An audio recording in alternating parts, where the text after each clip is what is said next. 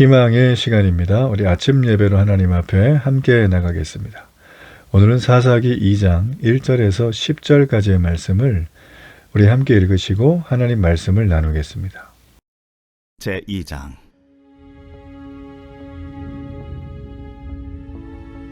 여호와의 사자가 길갈에서부터 복임으로 올라와 말하되, 내가 너희를 애굽에서 올라오게 하여 내가 너희의 조상들에게 맹세한 땅으로 들어가게 하였으며, 또 내가 이르기를 내가 너희와 함께한 언약을 영원히 어기지 아니하리니 너희는 이 땅의 주민과 언약을 맺지 말며 그들의 제단들을 헐라하였거늘 너희가 내 목소리를 듣지 아니하였으니 어찌하여 그리하였느냐?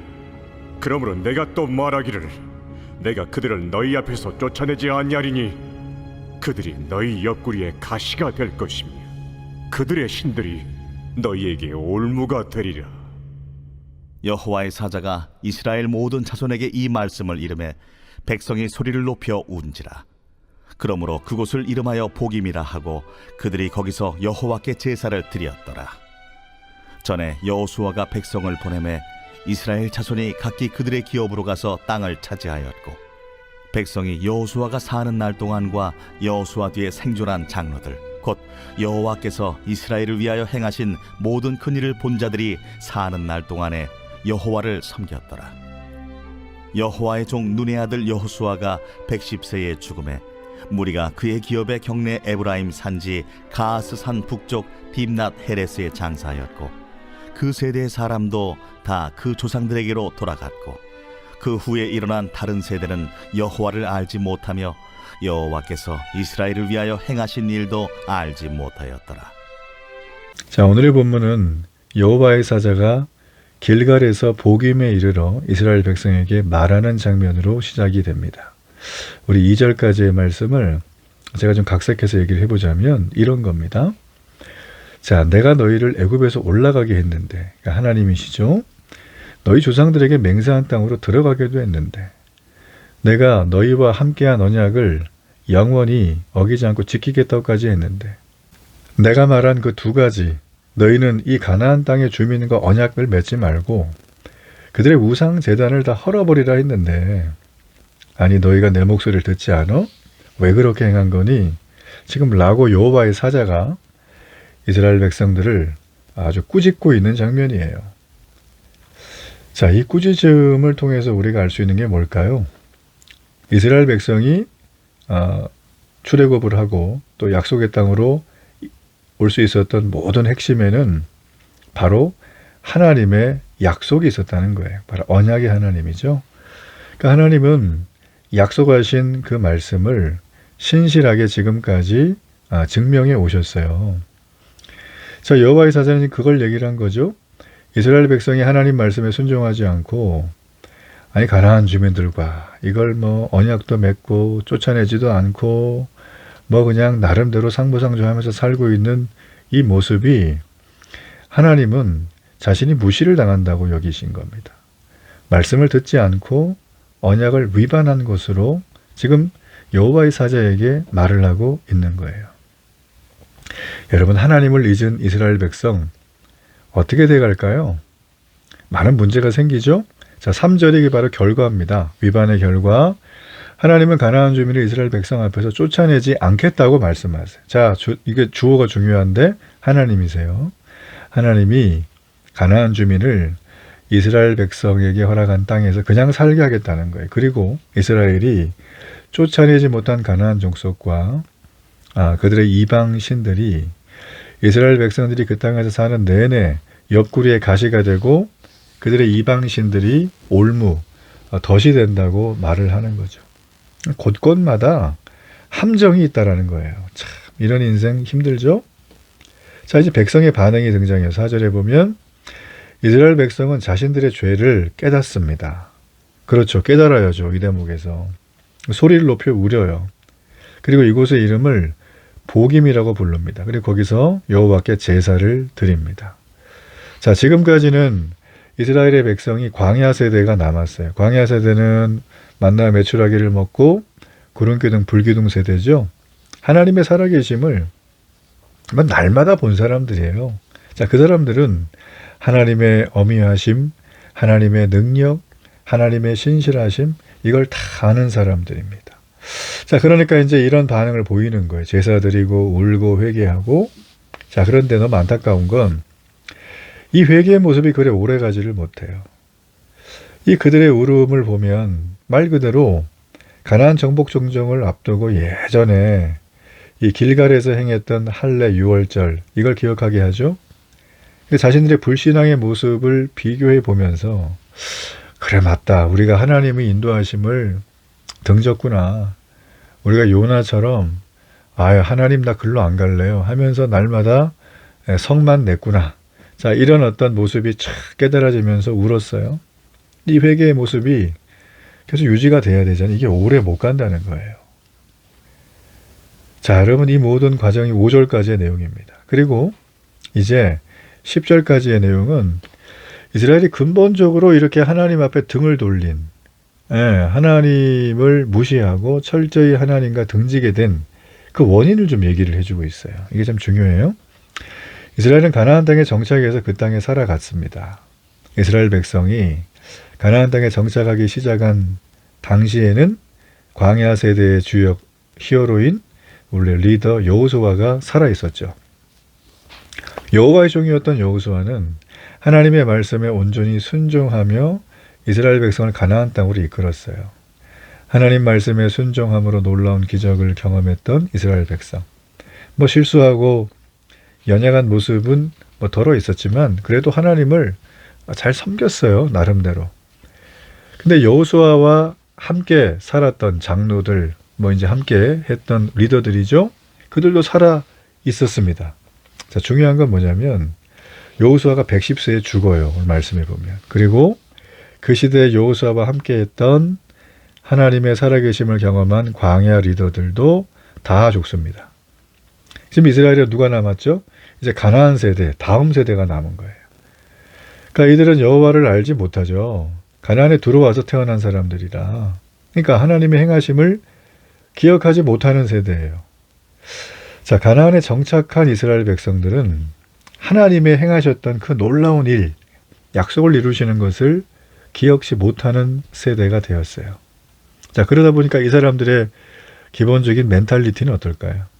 그냥 좀 가나안 사람들처럼 잘 먹고 잘 살고 싶겠죠.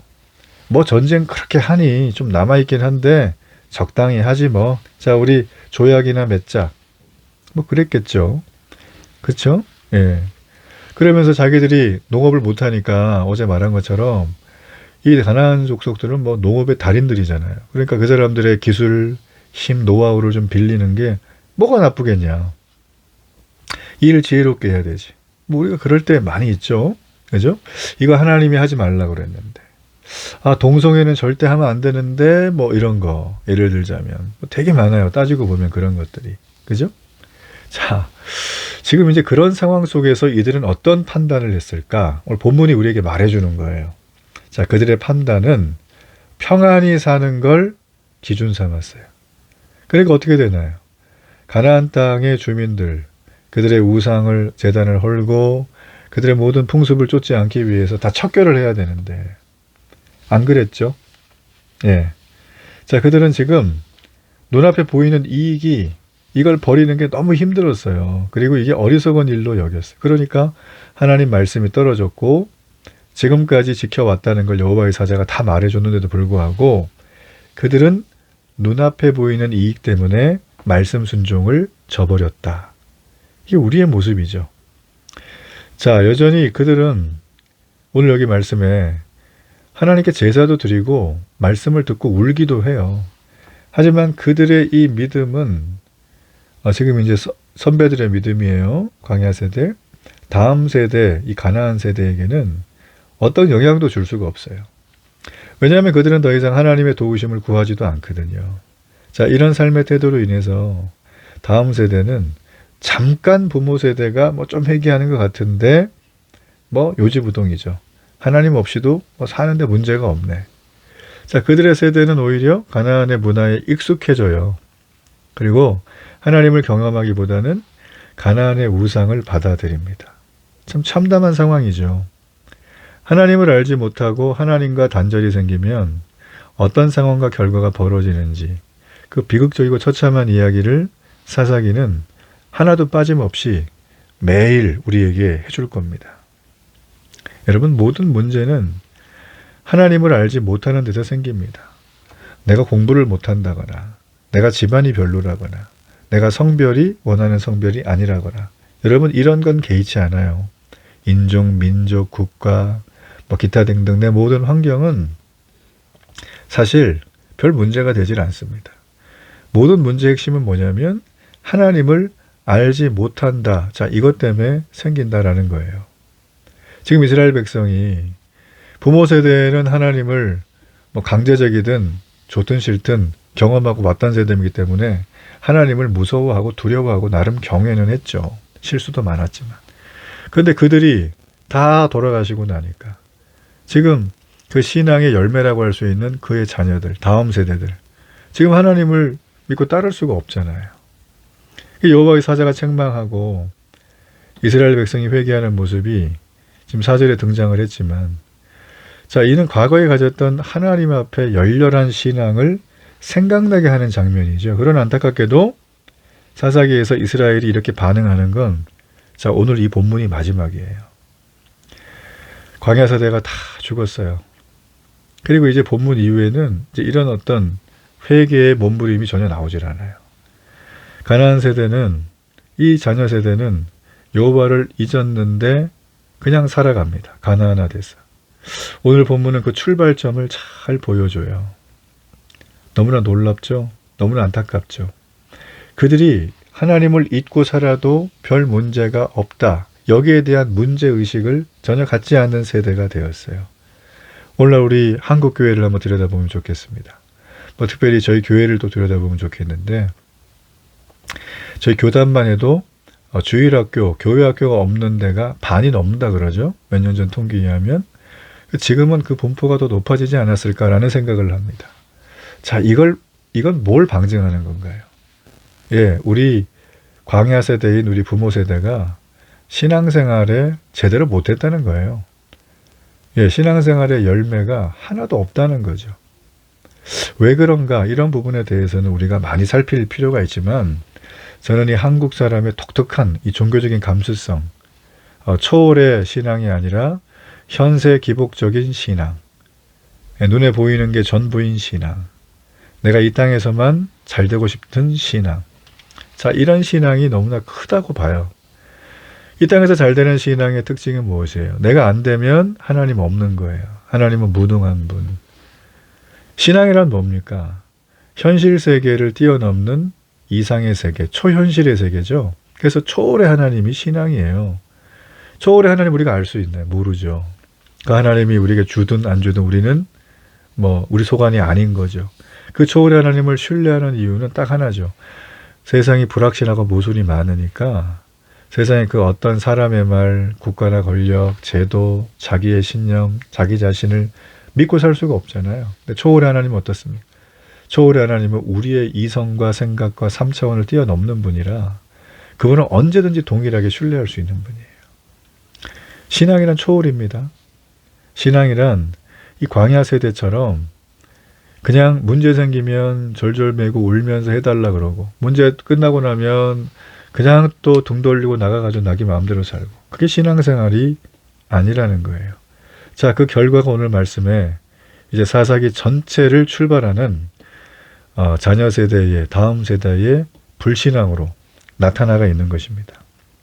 여러분, 공동체가 하나님의 은혜를 잊으면 개개인은 소위 말하는 복을 받았다고 할 줄 몰라도 하나님을 향한 믿음의 반응이 식어버리게 됩니다. 그러면 이 믿음을 전수받을 다음 세대 아이들도 잃게 돼요. 여러분, 주일학교가 부흥하는 길은 간단해요. 부모가 성령 충만하면 돼요. 부모가 주일 성수 목숨 걸고 하면 됩니다. 부모가 11조 감사원금 그거 안 하니까 아이들이 안 하는 거예요.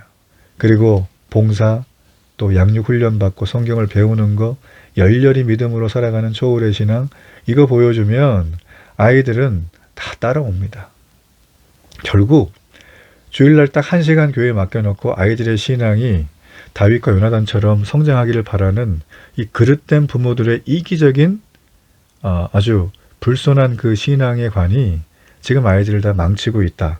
이렇게 보는 게 정답이라는 거예요. 여러분, 이 아픈 얘기, 뭐 저를 포함한 이 시대의 아픔이죠? 했지요. 그런데 우리가 포기하지 말아야 돼요. 왜냐하면 말씀의 능력을 경험한 게 부모 신앙이잖아요. 믿음 안에 성령의 인도함을 받으며 사는 거 다 알잖아요. 우리의 삶이 아이들에게 본이 되어야 되는 거 다 알죠. 우리는 지금부터 그걸 하면 돼요. 오늘부터 그걸 하는 거예요.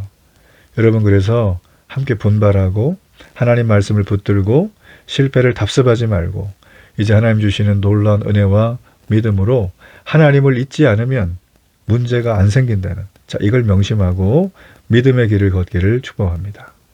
결단의 기도를 드리겠습니다. 하나님, 저희를 불쌍히 여겨 주십시오. 지금 세대와 다음 세대가 다 성령 충만하고 영원 무궁토록 하나님을 섬기는 믿음의 집안이 되게 하소서. 예수님의 이름으로 기도합니다. 아멘.